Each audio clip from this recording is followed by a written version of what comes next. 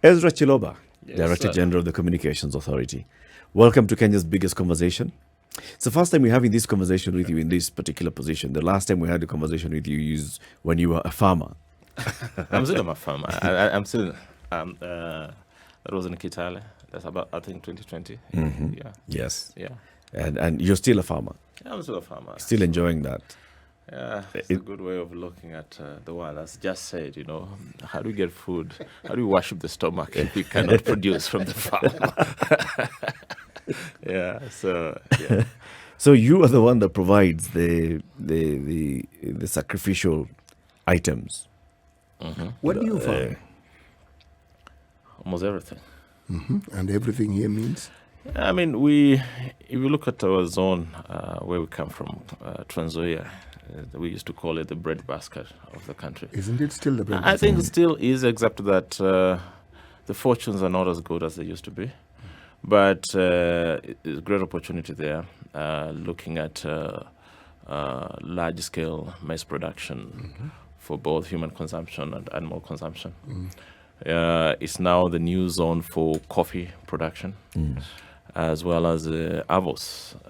So I think in the next 5 years or so, we're going to see a lot of farms that are converted into cash crop. What about tea? Tea is there's some regions around Cherangani which are also good in terms of tea. But the trend now is that you see more and more of people moving to avocados and coffee. A bit of sugarcane a little bit with its own challenges, of course. But yeah, a lot of more opportunities there in agribusiness. Yeah. It's the 19th, and I'm just checking my phone to make sure that I'm still connected. There have been threats that come the 15th, if you haven't done some things that the Communications Authority had instructed through the telcos, you were going to be switched off. And then there was this running joke. I'm just going to tell you the joke that someone was saying. When Ezra Chiloba went to the office to take over the job of Director General of Communications Authority, he found a lady who was acting DG, who has been there for a long time. He understands the law, and Ezra is shown, so Bona DG, so this is your This new is a office. joke, of course. This is a new office. Maybe it's true, he'll confirm. This is your office. So he sits and is like, nice place. He's like, tell me, what is the mandate of the Director General? What are we supposed to do as the Communications Authority? Of course, she says very many things, and among them, she says, ensuring seamless connectivity and communication. He's like, say that again? Ensuring seamless connectivity and communication. He's like, wachia hapo. Seamless. Oh, seamless. Because Safaricom, weka simu, zima simu.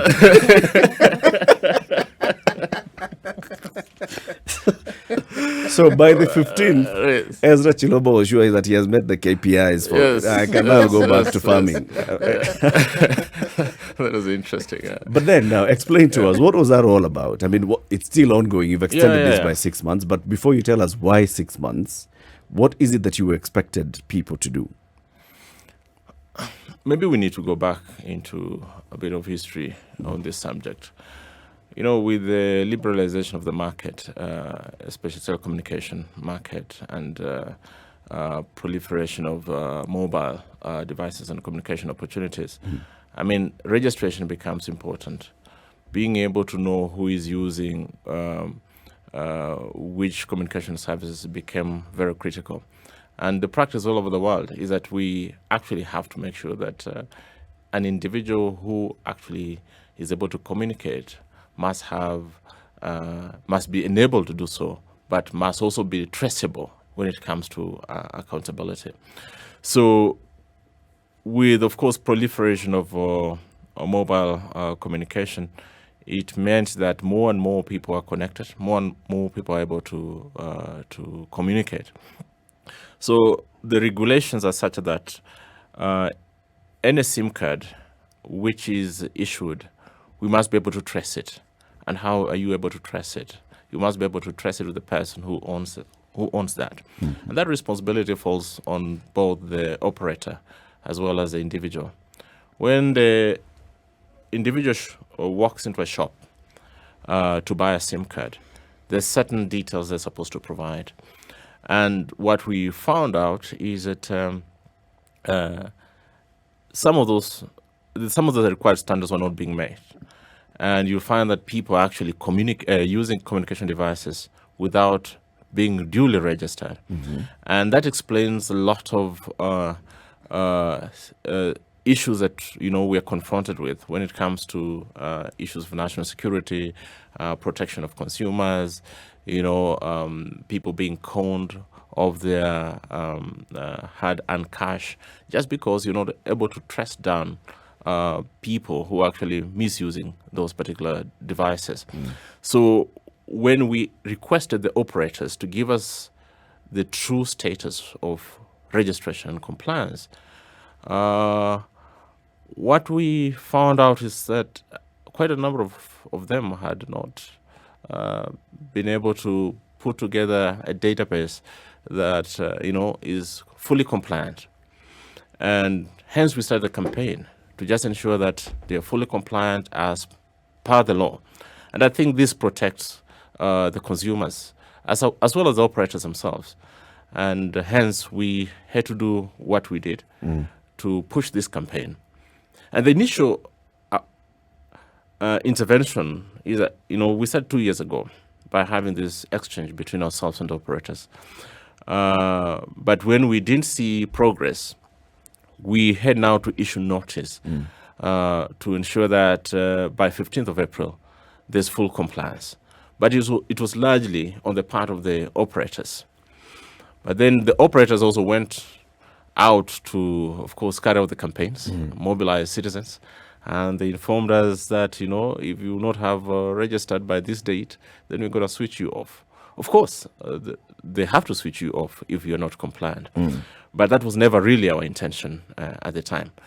But looking at how we ended up where we ended up in the last 2 weeks, it meant then that the authority had to actually take more action, play more active role in that particular process. So this was a lack of compliance by the telco, the operators. Yes.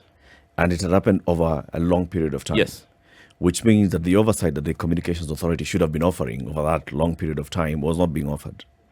I would say that, when you have an enterprise that is successful, like our telcos are actually some of the most successful in the region, you make certain assumptions that they're going to do the right thing, ensure that they're compliant. They're not going to provide communication services to somebody who's not registered. But I think along the way, things didn't go as required. And from our part, how we come across this information is that, we got offices across the country. We'll show up at your shop. We'll, pretend we're customers. We're able to collect information. We'll observe what happens with your shops out there. And we use that information, therefore, to engage with the operators. So what was happening in this case is that we're getting this information. We raise it with the operators. They make commitment they're going to correct that. But the pace at which that was happening was not impressive at all. And hence we had to give them that deadline, because under the law, actually, we got that power to issue the deadline and be able to mete out any punishment, actually, or penalties. I'm curious, Bonadiji, why would the operators not be compliant on something such a basic thing such as that? I'm selling you a SIM card, I'm selling you a line, at that point I register you. And when the Communications Authority reminds you of your obligation, your condition for license, you say, I'm going to regularize, and then you don't. A conversation takes place over 2 years until the Communications Authority appears now to be coming with an anvil to deal with a toll. Why would the operators take this long? I mean, they should explain to us why did they take this long? Because now, if you look at the data we shared last week, on average, I think we're only talking about 50% compliance. And this has been happening over and over. So our aim is to ensure that they're 100% compliant. And that means, therefore, that once the 6 months lapse, we have to take the necessary action to just clean up all this mess. But you see, Director General, on the 9th of April, I sent a message, that star 106 hash. And it comes back, and I've had my SIM since 2007 or 2008. The same number, the same everything. And I registered using my ID. Probably even had my passport there as well. So all my data was there. And it came back and said, your registration details are correct, complete, etc., etc. 4 days later, it says my registration details are incomplete. So my question is the Communications Authority of Kenya also going to open an investigation into Safaricom's practice of losing conveniently our registration data and making us, we the customers, have to carry that inefficiency, carelessness, unprofessionalism? Yet we know every day I receive unsolicited phone calls because Safaricom has been selling my data to companies that tell me, oh, call this and that, get this loan, do this. We are being greeted by governors. We even find we are registered into political parties that we have not subscribed to. So I feel that we, the citizenry, the users, the customers, have been on the harsh receiving end, either of miscommunication, which is ironic on the part of Communications Authority of Kenya, and abuse by the telcos that have mismanaged our data from time immemorial. So I would like to see an investigation into the practices of these telcos opened by CAK.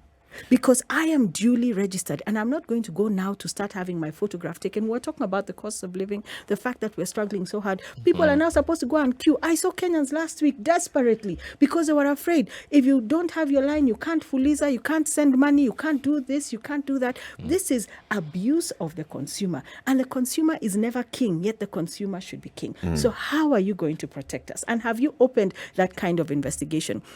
And also to ask you, the Kenya Information and Communication Act 1998, is it 27C Part 4, wherever, said that failure, 1998, failure to register your SIM card will result in a penalty of 100,000 shillings. Now, Bwana DG, you said it's 300,000. Where did the 300,000 come from? And if we had failed to register our SIM cards using our IDs, we should have been already pinpointed, disconnected, and fined. So we are also under pressure from you because you have told us now we'll be fined 300,000. Me, I know I'm duly registered, but I'm in danger, contrary to the Kenya Information and Communication Act, of being fined 300,000 shillings. So what happens? We all rush to court. We have gone to court. We spend our time in endless litigation because I feel that we, the people of this republic, consumers, customers, we are taken advantage of and repeatedly abused by the government, by private sector. So when will we stop? We need protection. Are you launching an investigation? Have you opened an investigation? I think to respond to the many issues. Please, Ezra, please unblock me on Twitter so that we can have conversations. Don't block me. You're a public servant. There must have been some reason behind that. I was a farmer. You are not a farmer, but let's be buddies, so that we can talk, and I don't have to wait to come to SpiceFM. Let me respond to this one. Yeah. I mean, you raise very important issues, especially around the 106.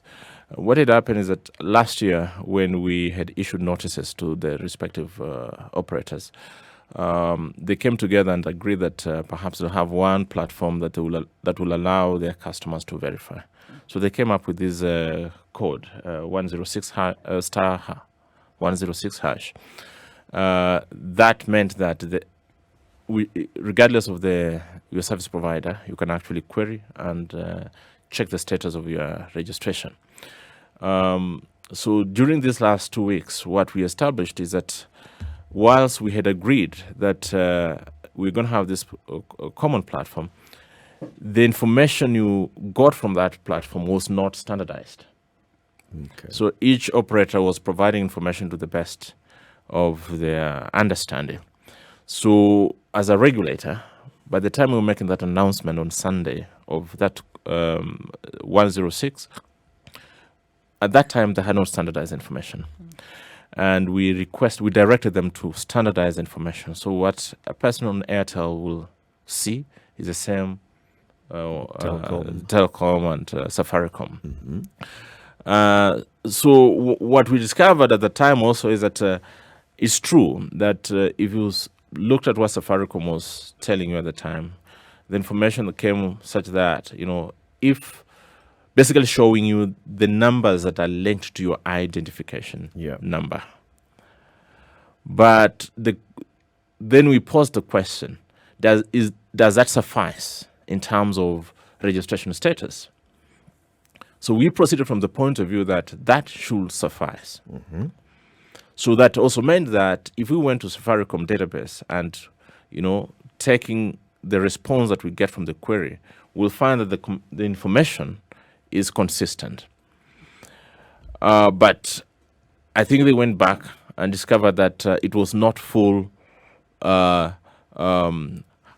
It's not necessarily the correct position. That getting that information that they're giving you before that, by Sunday that they were issuing the press, we had the press conference, it was not necessarily the true reflection of the status of the record. And so they had to change that, because our aim as a regulator was to ensure that citizens are given an ample opportunity for them to verify their details and possibly at the comfort of their sitting room. What information We did is not required? expect them to go and queue. So you could use that USSD code, you could use the online platform. Okay? So when it became apparent that they still had a lot more issues, hence that particular information, the change to the message that you are getting. So really, our aim was to protect the interest of the customer. So it was for the operator to figure out the most effective and efficient way of ensuring that the customers are able to verify their details without having to go to queue. And you can see that after that particular period, there have been a lot more changes. Safaricom has also launched their online platform to allow people to actually upload their documents, which is good. I think on this one, they were not prepared. Airtel had made significant progress, Telcom had made significant progress, but now we'll say that with online platforms, it should be easier for customers to actually verify. That also explains the reason why we had to stretch now this phase to 6 months. And within those 6 months, on a monthly basis, the Communication Authority will be monitoring to see what actually is happening, whether the operators are doing what they're supposed to do, or they're just, waiting for another push, a last-minute push. And whatever they do, really, we want to protect the interest of customers in this particular space. In terms of investigations, the position we've taken now is that having known the extent of the problem, at the lapse of 6 months, the authority is going to carry out an audit of all the systems and this registration status. And based on the findings, we're going to take necessary action at that particular point. So they got this 6 months window to be able to put their houses in order. But will we know what these problems are? Will it will your findings be in the public domain? Or will it be something that you find and you keep to yourself and maybe share with the telcos, but ask the consumer who keeps the telcos alive and well and wealthy and healthy? Will we also be informed? Because we're equal partners in this entire process. Totally. I mean, today we are talking about an average of 50% compliance. It means you were to switch off everyone. You're switching off 50% of subscribers. That's a significant number. So taking that into account, we say, no, let us give them more time. However, they should not blame the authority when we take action at that time when it comes to the audit. And that information should be public. I mean, it will be good for a country to showcase and say, look, our operators are compliant. We have 100% compliance. No SIM card is in use that we cannot account for. And I think that information should be out there. And the action that will be taken also is that, there'll be justification to switch off an unregistered SIM card. I agree. And I know that you're sometimes between a rock and a hard place and allow us active citizens to agitate in that regard. But it is the telco's responsibility to maintain the customer database. Yeah. But the onus is being placed on me. And that's why, even to extend for 6 months, I wish they had switched us off, including me, who was told that my SIM card was not duly registered correctly. Switch us off. We shall go to Airtel. We shall go to Telcom. They're the ones who will lose out. Who makes those little fees every time you do an M-Pesa transaction, or you Fuliza, or you Shwari, or whatever you're doing? It is them. Actually, you should have switched all of us off, because that 50%, maybe even 80% by the time they finish sending us messages to say we were not compliant. Let Safaricom. But Chero, you're cooler saying that losses. you should No. suffer. You should No. suffer so that the telco is punished. No, I will not suffer because I have options. Because when you don't have a line, I have options. I will go to Airtel. I will go to Telcom. The point I'm trying to make is even this 6-month extension has not made my life easier. Even the online platform, the OTP, it freezes there. And why are you looking for my information again when you already have it? So if the onus is on the telco to maintain the customer database, what is it that they're doing wrong? And that's why I agree with CT. Will the findings be made public to all of us? Because we cannot always be the ones who are carrying the cross for the sins of others. Jesus already did that.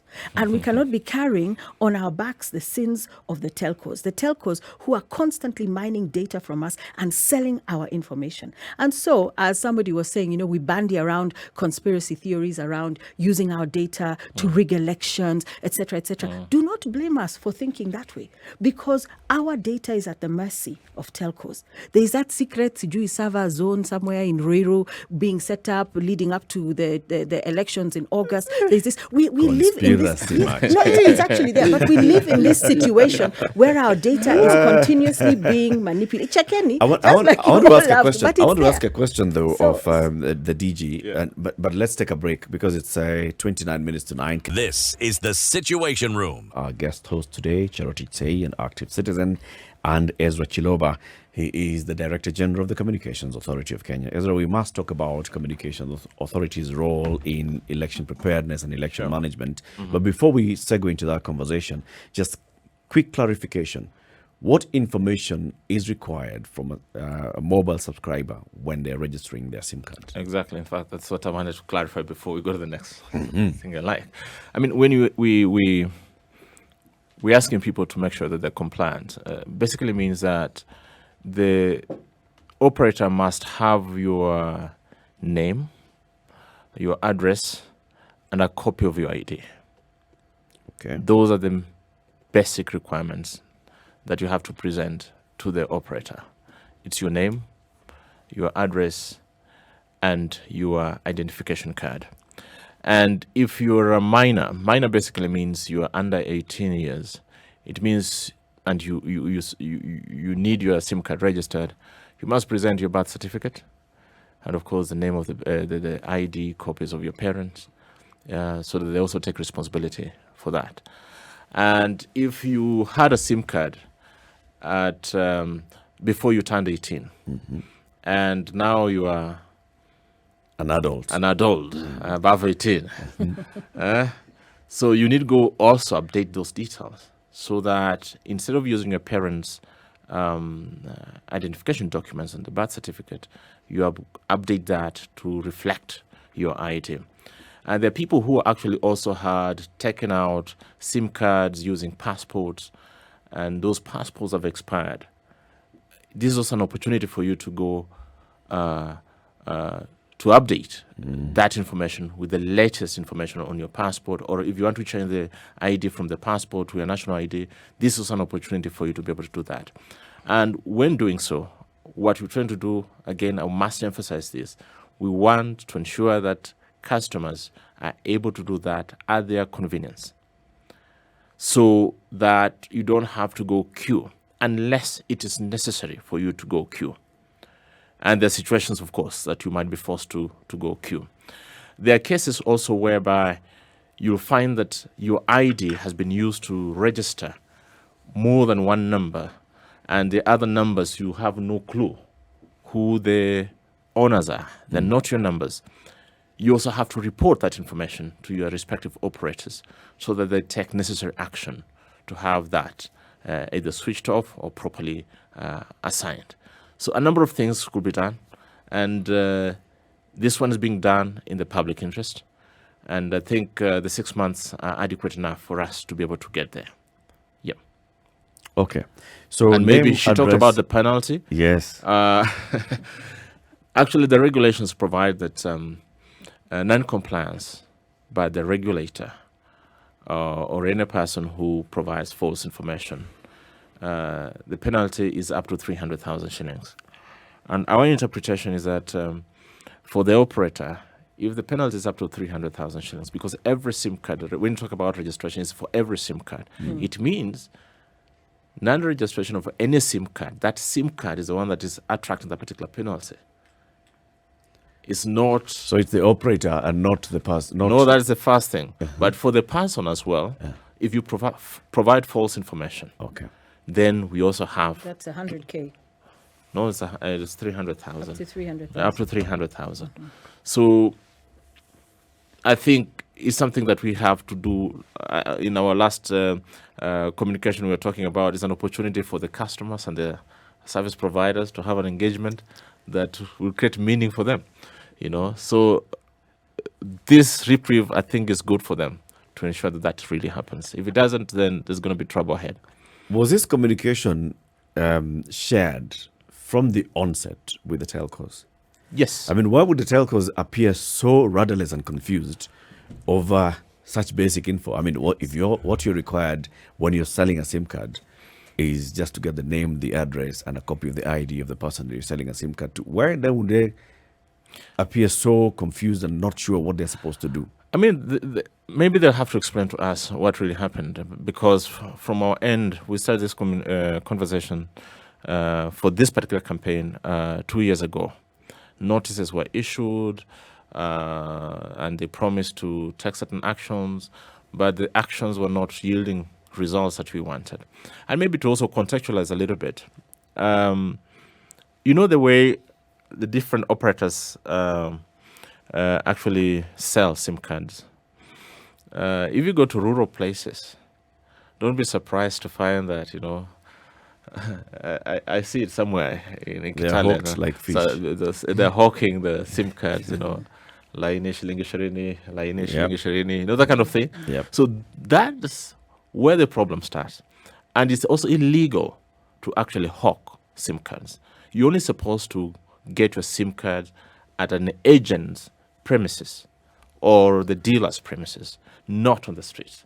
So that is also what Kenyans must know, that when this person hawks a SIM card to you, most likely it will not be duly registered. And that's going to be a problem for you and the operators sometimes in the future. Yeah, so I think it's a system failure along the supply chain in terms of registration.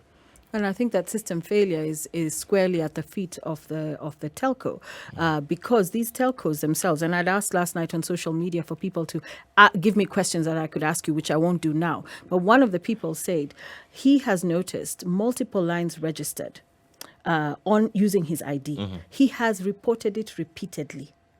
I don't know, it was Safaricom, which service provider it was, and with no response, no action. He said, "Wacha ikae tu hivyo." What is he supposed to do? So I think, as is the case, you were saying we don't want to switch off SIM cards. Me, I only want to switch off KPLC.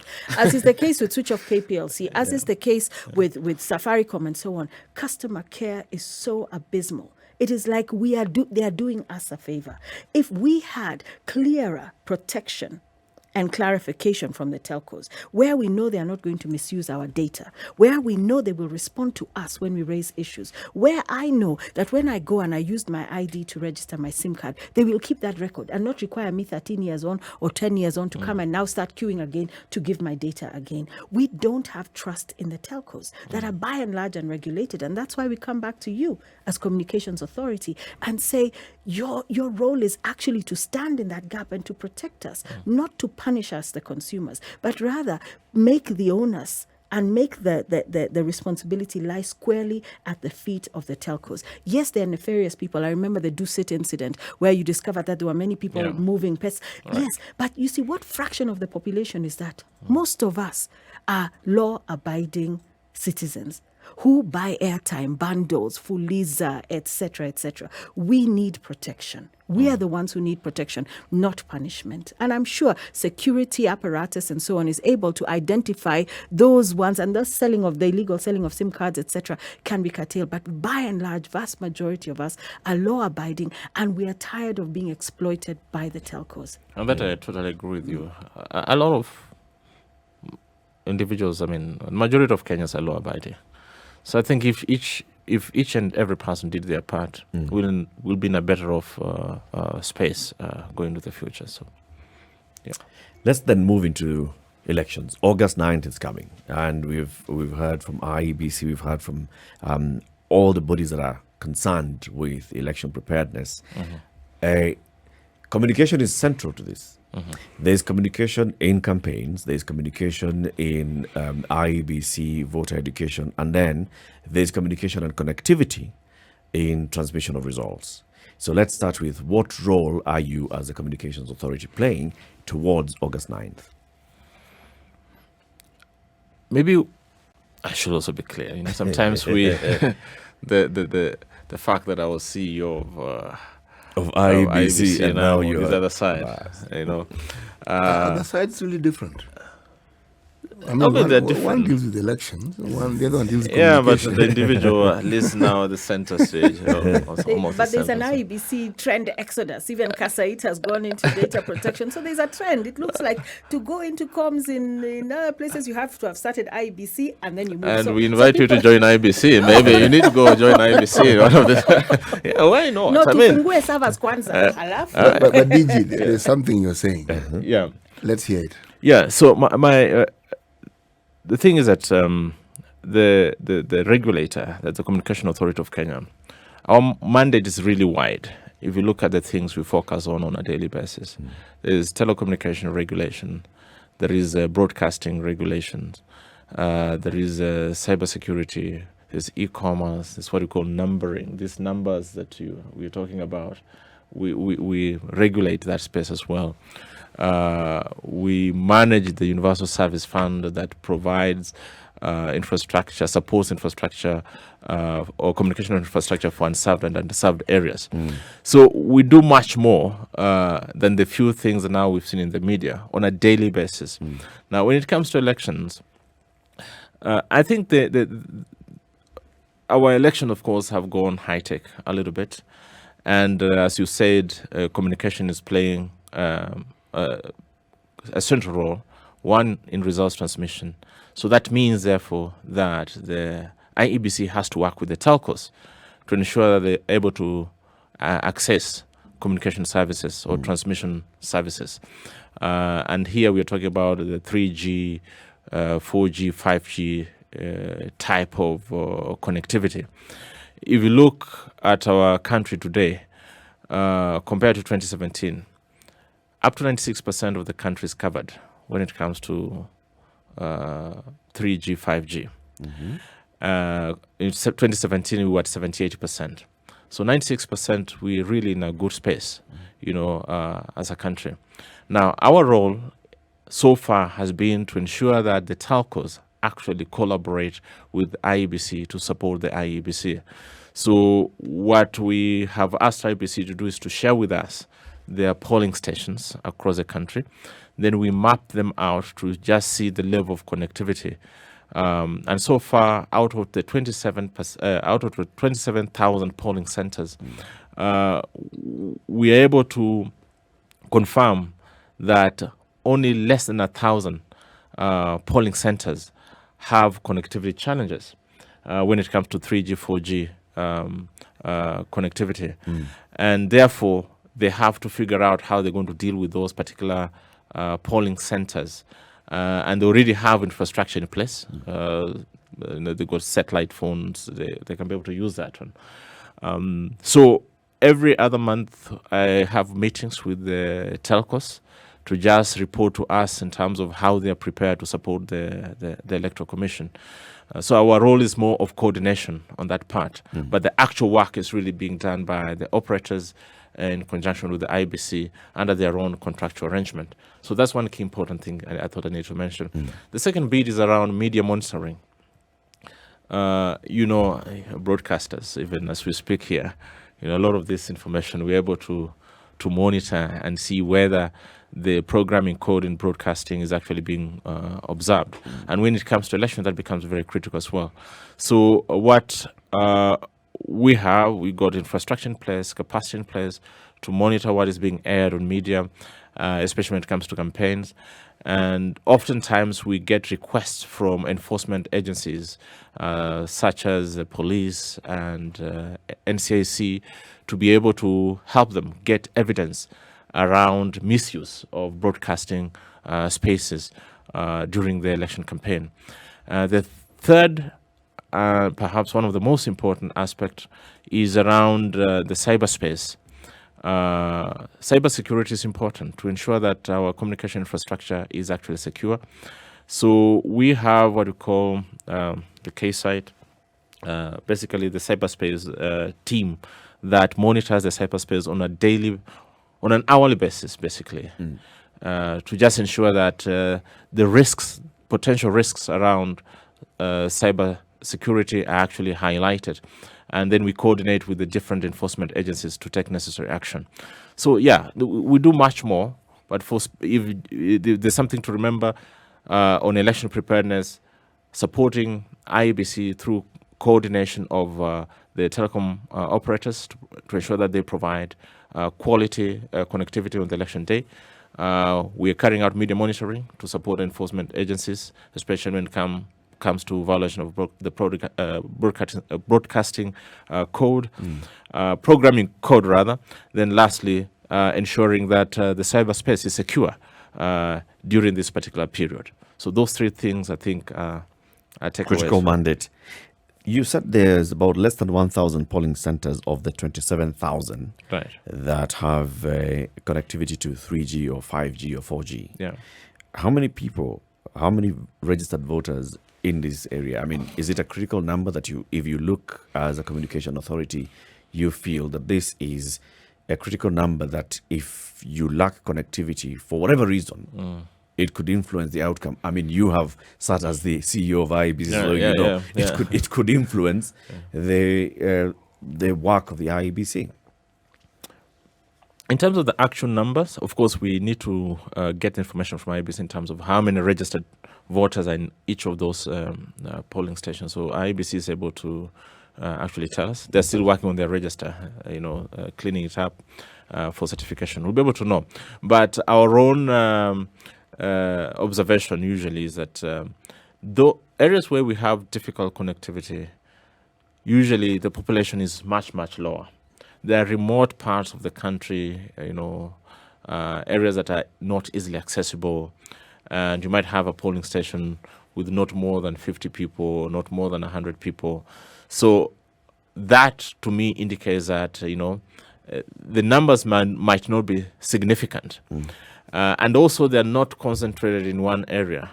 Maybe you'll go to a particular region, a particular sub-location, you only have 2 polling stations. Yeah. And then you'll have to travel another 200 kilometers to get another one. So in between, you have still coverage. So it's really randomly spread in terms of location, hard to reach areas with low population. So I do not expect that a significant number of voters will be affected by challenges around connectivity, if any.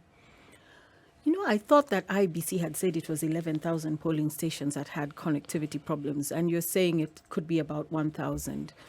And you know how that resulted. It wasn't that votes were stolen in 2017, but rather it was on such a technicality. And I'd also like to underscore that every vote counts. It doesn't matter whether it's a polling station of 30 people. If I'm there in the middle of nowhere, my vote needs to be to matter and to be counted. And it comes back to the earlier issue I was raising around our mistrust and distrust of data management in this country. You were laughing when I talked about the super secret center somewhere in Ruiru that is supposed to be either a tallying or a place where servers will be. As Kenyans, this cloak and dagger around management of data is what gives rise to suspicion, conspiracy theories, or things that will eventually be proven factual. So sometimes you wonder, isn't it, until we get this data management business under control, shouldn't we then just be manual? Because if IBC, I heard, so I could be wrong, I stand corrected, I heard it was 11,000. If you're saying it's 1,000, 1,000 is still 1,000 polling stations too many that don't have a way to transmit their results. And leaving it up to IBC and the telcos to negotiate access to 3G, 4G, whoever G, leading up to the 9th of August, if there's a failure there, then we will have a situation where there can be voter voting or votes manipulation one way or another. And you don't blame Kenyans for feeling that, because we have seen it over the years and that's why we said, why are you re-registering me? Is it so that suddenly I'll find that I was voting elsewhere? So how will we overcome this? Is it to return to a manual way of transmitting the results? How shall we overcome this obstacle? To just quickly, and I think that's why it was important for me to come for this session. The issue of 11,000 polling stations not having coverage, that was the issue of 2017. If you look at the reports of 2017, actually that's where we were. With 78% of the country covered with 3G, 4G, it meant that a significant part of the country did not have adequate coverage for purposes of the election. And it was about 11,000 polling stations. So, I mean, we reached out to IBC to explain to us why such communication could go out, and they said they were actually misquoted. So but the correct position is that now we are talking about less than 1,000 polling stations that might have challenges with connectivity. We are still discussing with the operators and IBC to see how best to ensure that those areas are all covered, either through satellite devices, which the IBC itself has, or if there's any other way that telcos can support. But from a very pragmatic point of view and how the world works, really, 96% coverage should be able to solve almost 96% of your problem. True. Yeah. True. Yeah. But so as to avert the conversations that then follow, it ought to be 100%. In this country, any room for innuendo and suggestions will eventually create a monster. Yeah. Because it will be extrapolated.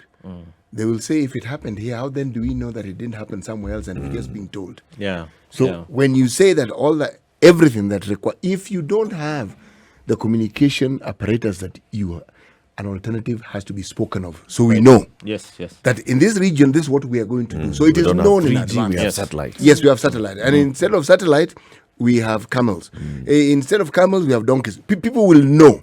So it isn't something for conjecture or for assumption. Yeah. But in the absence of that, if you just say that it will not, immediately the communication is, okay. Yeah, that is it. Mischief is being fermented.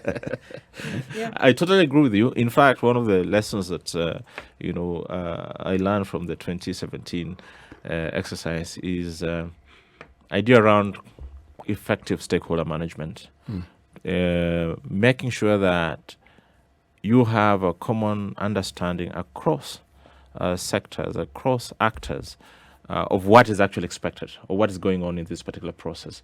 So in addition to us talking about 3G, 4G, if actors do not or stakeholders do not understand what you're doing, you're likely going to get yourself in that particular problem. Yes. So you're being transparent enough in terms of we're going to have challenges, and then communicating over and over again about that challenge and remedial measures being taken. I think that is going to be useful. Yes. And that's advice we give Biometric to IBC. systems can fail. Yeah. They are robust, they work wonderfully, but they can fail. It must also be communicated that when there's this failure, this is what you will see happening. Yeah. But in the absence of that, again, yes. A lot of things will happen. Precisely. Yeah. Ezra Chiloba, we thank you very much for joining us. It's been an interesting 1 hour. Come back again soon. Now that you've seen we are friendly people. Yeah. Okay. Yeah. So, is it the end? Yeah, you want to tuachie kakitu basi kama No, maybe kitu ni kuambia tu ni, I think what I will say is that the role of CA when it comes to consumption of ICT services in the country, I think is very critical. And I'll challenge all the players to look at ICT as an enabler of our socioeconomic growth. And looking at the trends around the world, we cannot do away with this particular sector. And it's therefore us to take this as an opportunity to innovate, be it in the healthcare, agri sector, broadcasting, all facets of our socioeconomic activities. I think we need to take this as an opportunity that can help us really advance the agenda of socioeconomic growth and the well-being of our people. And CA is actually there to facilitate the realization of that particular agenda. Mawasiliano kwangu, nguvu kwetu. Yes.